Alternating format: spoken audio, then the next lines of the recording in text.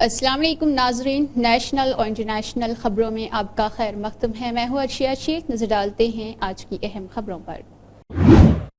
اقوام متحدہ کی جنرل اسمبلی نے 47 رکنی انسانی حقوق کونسل کے لیے 2025 تا 27 کی مدت کار کے لیے 18 نئے رکن ممالک کا انتخاب کیا ہے۔ اقوام متحدہ نے ایک بیان میں کہا ہے کہ 18 ممالک میں ایتھو، کانگو، چیکیا، قبرص، Colombia, Bolivia, Benin, Marshall, Kenya, Iceland, Gambia جمہوریہ اور قطر، شمالی مقدونیہ، سوئٹزرلینڈ اور تھائی لینڈ شامل کیے گئے ہیں۔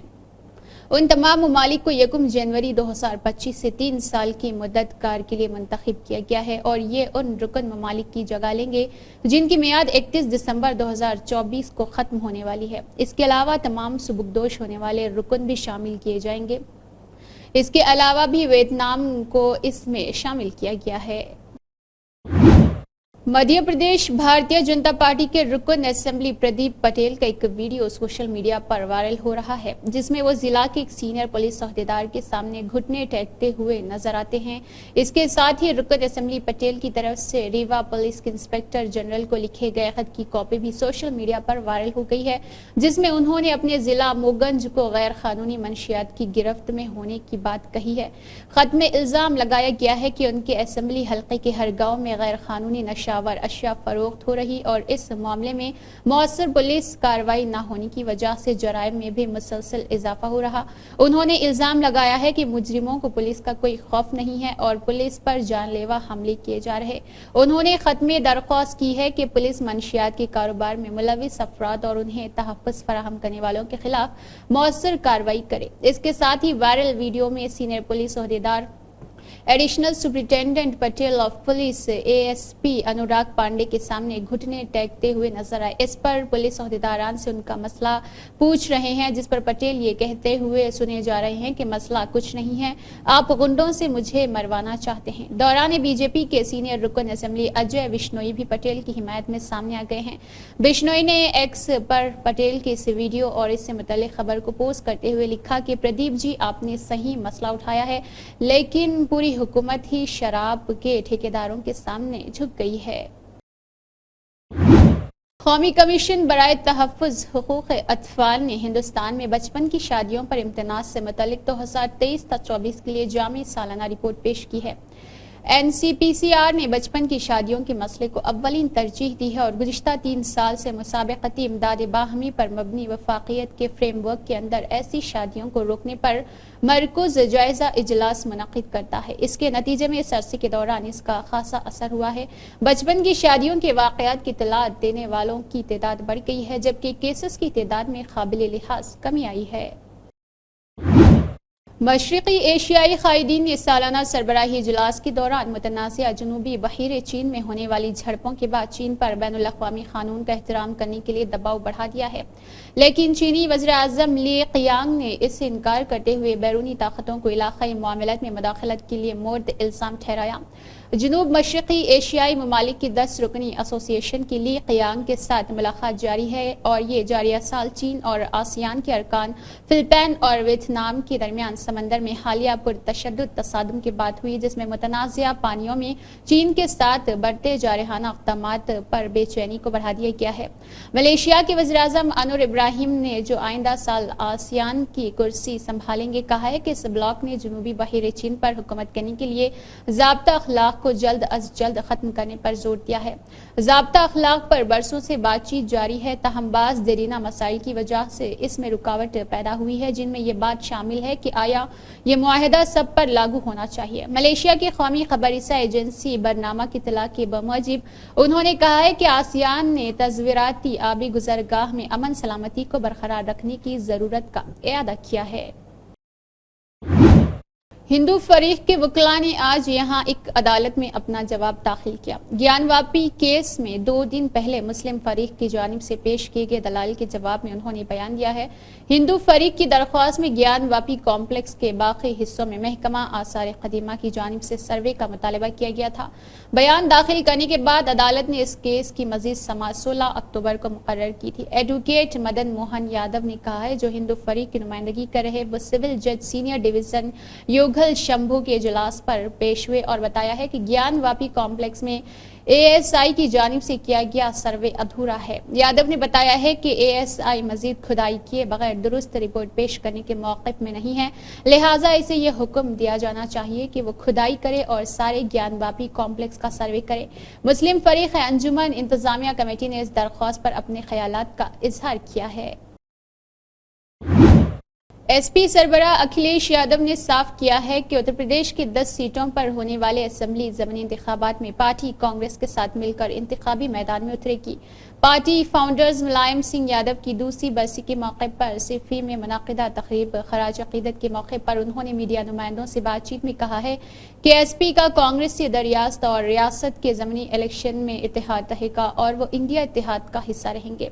एसपी ने ज़मीनी इलेक्शन के लिए अपने 6 उम्मीदवारों के नामों का ऐलान किया था। मुलायम सिंह यादव की समाधि पर अखिलेश के अलावा पार्टी सेक्रेटरी शिवपाल सिंह यादव और कुंबे के दीगर अराकीन खराज अकीदत पेश किया है। अखिलेश ने सनतकार रतन टाटा को खराज अकीदत पेश करते हुए कहा है कि उनका मुल्क की मईशत को तब्दील करने में बड़ा किरदार रहा है। उनकी सोच विजन ये था कि कारोबार करते वक्त उसूलों से कोई समझौता नहीं करते थे, समाज के बहबूद के लिए काम करते थे। अखिलेश ने कहा है कि मुलायम सिंह यादव को पूरे कुंबे ने खराज अकीदत पेश की है। आज दिन सियासी गुफ्तगू का नहीं है, हम लोग नेताजी को याद कर रहे हैं।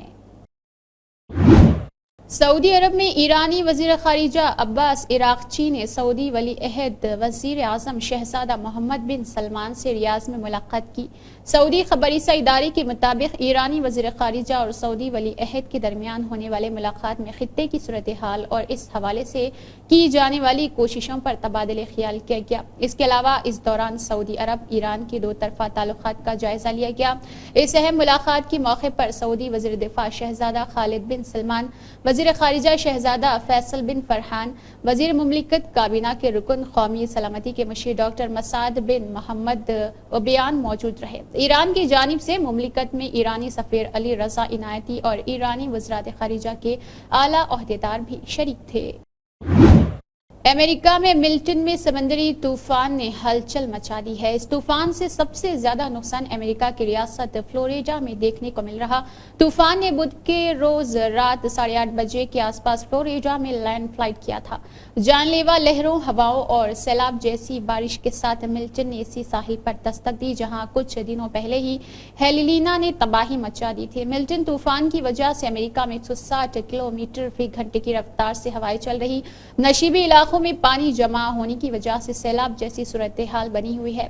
मायामी में वाक़ कौमी मरकज बराए समंदरी तूफान ने अपने पहले बुलेटिन में कहा है कि डॉपलर डॉर डेटा से पता चलता है कि समंदरी तूफान में मिल्टन का मरकज फ्लोरिडा के मगरबी साहिल पर सरसोटा काउंटी में सिस्टा के करीब है। एनएचसी ने आगे कहा है कि समंदरी तूफान की हवाएं 120 मील फी घंटा थी, जबकि सिस्टा के पास रात 8:30 बजे ईडीटी के साहिल पर पहुंचा जो टेम्पा से लगभग 70 मील किलोमीटर के जुनूब में वाक़ है। इस जगह की आबादी 5500 है। इस तूफान से इलाके में तबाही मची हुई है। तकरीबन 125 घर इस तूफान की वजह से तबाह व बर्बाद हो चुके हैं। तूफान के लैंडफॉल से कुछ देर कबल ही गुफरत रान डिसेंस ने कहा है कि बहुत देर हो चुकी है और ये तूफान बहुत ही ज्यादा खतरनाक है। साथ ही उन्होंने लोगों से अपील की है कि वो घर में ही रहे। तूफान में घर से बाहर निकलना खतरे से खाली नहीं है। दिल्ली प्रदेश कांग्रेस कमेटी के सदर देवेंद्र यादव ने कहा है कि आम आदमी पार्टी और बीजेपी के दरमियान बहुत सुस्ती सियासत चल रही है। एक तरफ आम आदमी पार्टी है जो कभी ना लेने की बात करती है, एक घर व अवाम के टैक्स के पैसे से करोड़ों रुपए का महल बनाती है और अब उस घर को सील करने की इंतजामी कार्रवाई को इंतखाबी इशू बना रही है। एक तरफ बीजेपी है जो लेफ्टिनेंट गवर्नर के ओहदे का गलत इस्तेमाल करने के अलावा कुछ नहीं करती। देवेंद्र यादव ने कहा है कि दिल्ली के लोग दोनों पार्टियों के दरमियान लड़ाई से परेशान हैं और ये जानने के मुंतजर है कि उनका काम कौन करेगा। आज भी लाखों ईमानदार मेहनती लोग दिल्ली में मकान हासिल करने के मुंतजर है और आम आदमी पार्टी और बीजेपी को सीएम हाउस की ज्यादा ही फिक्र है। देवेंद्र यादव ने कहा है कि आम आदमी पार्टी ने दिल्ली कच्ची बस्तियों में रहने वाले लाखों लोगों की झोंपड़ी छीन ली है। देवेंद्र यादव ने कांग्रेस पार्टी की हुकूमत में आबादकारी कॉलोनी बनाई गई और लाखों खानदानों को मकानात दिए गए। आम आदमी पार्टी ने दिल्ली के लोगों से सिर्फ झूठे वादे किए और फिर उन्हें मसाइल से हटाने के लिए चालें चली गई। देवेंद्र यादव ने कहा है कि कांग्रेस पार्टी के दौरे हुकूमत में राजीव आवास योजना के तहत हजारों घर बनाए गए थे, जिन्हें आज तक आम आदमी पार्टी की हुकूमत ने किसी को अलर्ट तक नहीं किया, क्योंकि वो स्कीम हमारे लीडर आन जहानी राजीव गांधी के नाम पर थी। आज वो घर खस्ता हालत में पड़े हुए हैं। देवेंद्र यादव ने कहा है कि आम आदमी पार्टी की वज़ीर-ए-आला जानबूझकर बगैर अलॉटमेंट के 6 फ्लैगस्टाफ रोड पर वाक़ मकान पर कब्जा करने गए ताकि उन्हें इंतजामी कार्रवाई के तहत बेदखल किया जा सके। दिल्ली काबीना ने एमएलए फंड की रकम 10 करोड़ से बढ़ाकर 15 करोड़ करने का फैसला किया है। अब दिल्ली के हर एमएलए को तरक्याती कामों के लिए सालाना 15 करोड़ रुपए मिलेंगे, जो कि मुल्क की बाकी रियासतों से कई गुना ज्यादा है। काबीना के फैसले के बारे में जानकारी देते हुए वज़ीर-ए-आला आतिशी ने कहा है कि जमहूरियत में एमएलए फंड बहुत अहम है। इसके जरिए एमएलए अपने इलाके में छोटे बड़े तरक्याती काम करवा सकते हैं। एमएलए फंड अपने काम करवाने के लिए अवाम की आवाज है। सीएम ने कहा है कि पूरे मुल्क में किसी भी रियासत में किसी भी हुकूमत ने इतना एमएलए फंड नहीं दिया है। गुजरात में हर एमएलए को सालाना 1.5 करोड़ रुपए का एमएलए फंड मिलता है। आंध्र प्रदेश और कर्नाटक में सालाना 2 करोड़ रुपए, उड़ीसा, तमिलनाडु, मध्य प्रदेश में हर एक में 3 करोड़ रुपए और महाराष्ट्र, केरला, झारखंड, उत्तराखंड, राजस्थान, तेलंगाना को एमएलए फंड के तौर पर 5 करोड़ रुपए दिए जाते हैं। वजीर आजम नरेंद्र मोदी 21वें आसियान यानी इंडिया और मशरकी एशिया चौथी कॉन्फ्रेंस में शिरकत के लिए लाओस पहुंचे हैं, जहां उन्होंने खिताब करते हुए 21वीं सदी एशियाई सदी, हिंदुस्तान और आसियान ममालिक की सदी है। आज जब दुनिया की कई हिस्सों में तनाज़ा और कशीदगी है, वहीं हिंदुस्तान और आसियान के दरमियान दोस्ती, तालमेल, बातचीत और ताउन बहुत अहम है। उन्होंने कहा है कि हम एक दूसरे के पड़ोसी है, ग्लोबल साउथ के साथी अरकान है और दुनिया में सबसे तेजी से तरक्की करने वाला खिता है।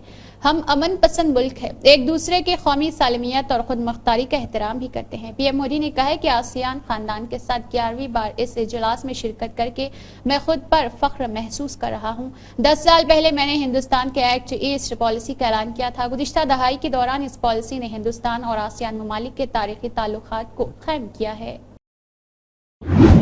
इसी के साथ नेशनल और इंटरनेशनल खबरें इख्तिताम को पहुंचती है। अल्लाह हाफिज।